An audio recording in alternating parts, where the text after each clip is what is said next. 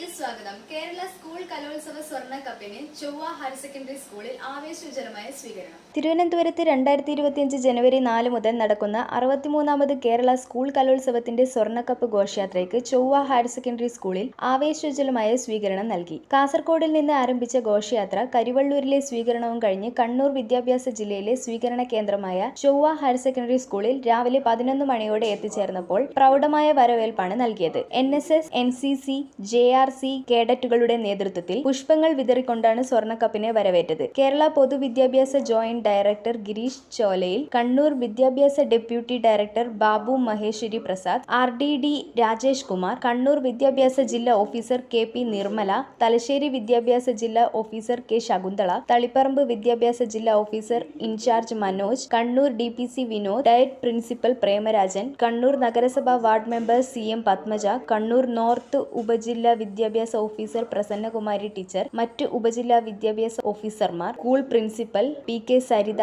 ഹെഡ്മിസ്റ്റർ Sheeja Mavilakandi, PTA vice president PK Latheesh, സർക്കാർ ഉദ്യോഗസ്ഥർ, അധ്യാപകർ, വിദ്യാർത്ഥികൾ എന്നിവർ ചേർന്ന് സ്വർണ്ണക്കപ്പിനെ സ്വീകരിച്ചു.